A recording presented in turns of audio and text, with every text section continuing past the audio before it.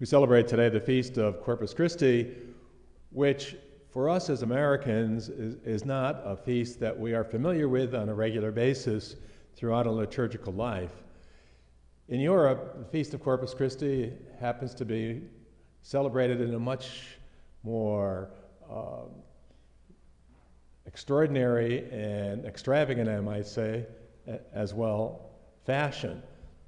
When I was living in Italy, we had the Feast of Corpus Christi, and there was always, on the Feast of Corpus Christi, a procession, outside procession, that was really a magnificent procession, kind of extraordinary, but maybe extravagant is a good word too.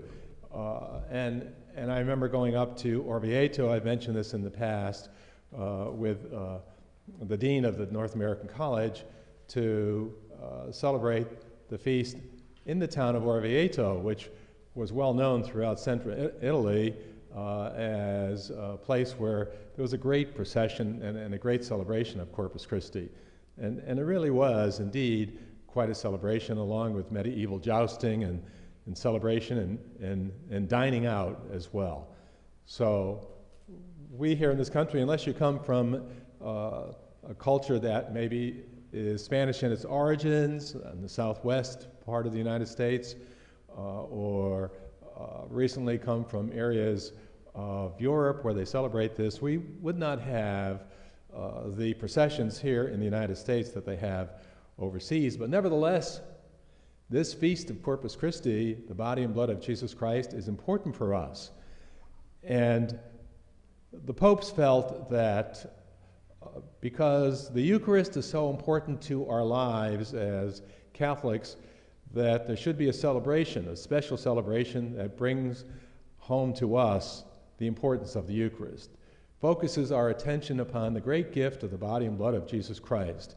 Corpus Christi, as we would say, in Latin certainly, at least right now, we have a town, Corpus Christi, in Texas. I don't know if they're going to change that in the secular age. They might decide to sanitize the town names. They're sanitizing everything these days, it seems.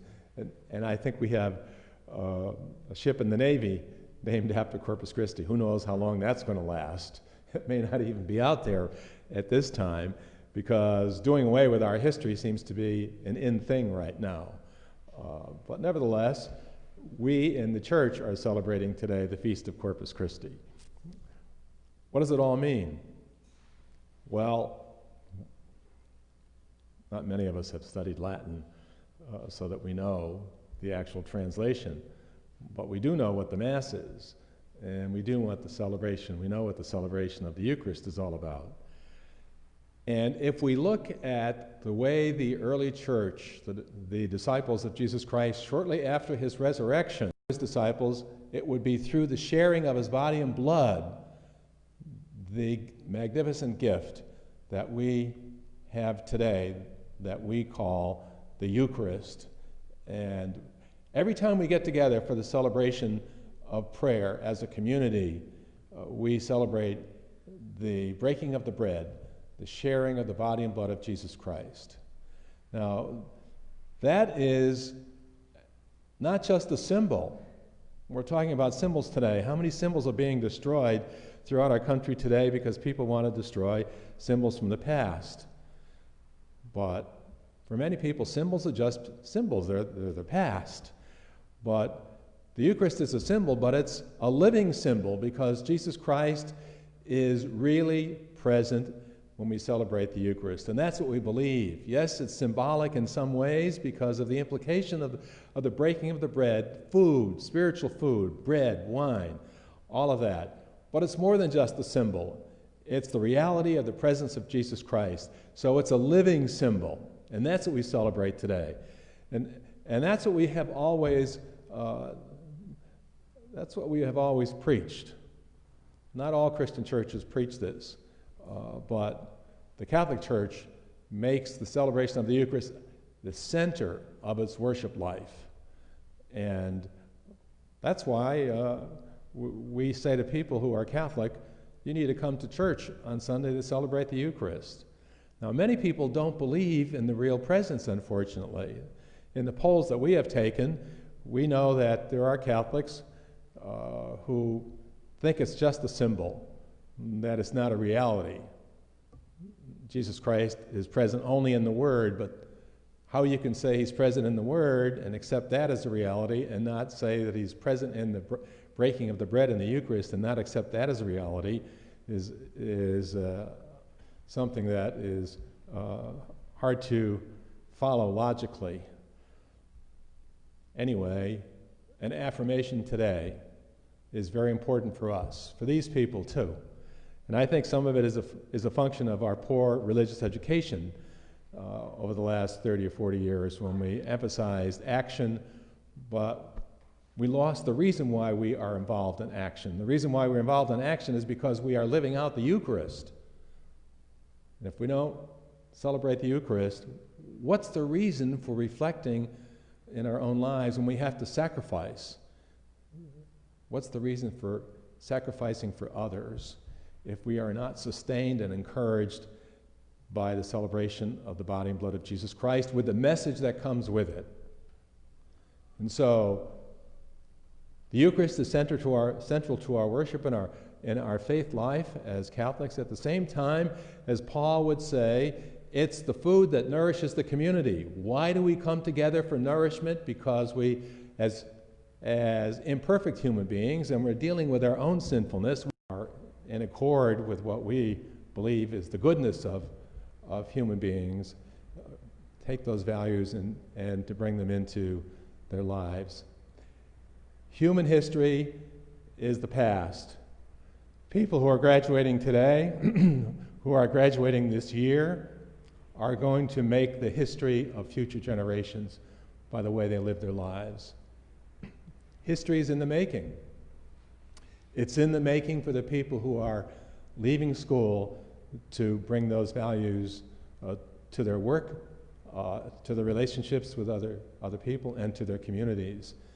And that's a good thing too, because we constantly need rejuvenation and we need reinsertion of energy and ideals and vision which graduates can bring.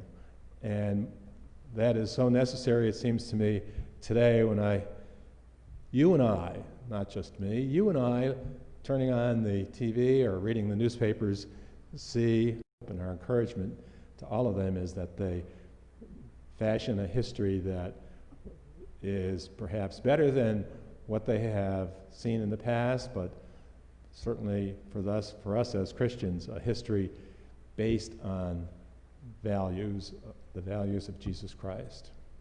Well, all of these things come to mind when I celebrate this feast of Corpus Christi here today, and I share them with you. I think we need a new dose of loving service, a new dose of respect for each other, a new dose of vision as we share, a vision based on those values that are essential to understanding the power of the vision of the American experiment, as we call it in history. One other thing too, we celebrate today what a lot of people don't even understand, Flag Day. When I was in school, we celebrated Flag Day. You had to come in and do something like bring a flag in or whatever, colors of the flag, red, white, and blue. The flag is important because it's a symbol of unity. And remember, in our revolution, the individual regiments that fought in the revolution all had their individual flags, but our president, George Washington, the general, said, no, we need something more to bring us together. And so they developed their own flag, the flag that we celebrate today, same colors, red, white, and blue, and the stars. But it's important for us to understand that that's a symbol that in itself is not so important, but it is important for what it reflects. And it teaches to us, and so that's why we respect the flag. It teaches us that We are a unified people based on a common vision and values that we share. And that's our history, and that's the gift that's been given to all of us from our past who are alive here today. And I think it's a good thing for us to keep that in mind. Well, I share all these things with you today, as I said, and I hope that the celebration of Corpus Christi is important enough for you to, when we open our churches, well, we're opening ours here tomorrow for daily Mass this week from now on, but when we open the churches generally, that you will return for the nourishment, the food of life, the body and blood of Jesus Christ, the real presence that will help us live discipleship and live according to the gospel of Jesus Christ.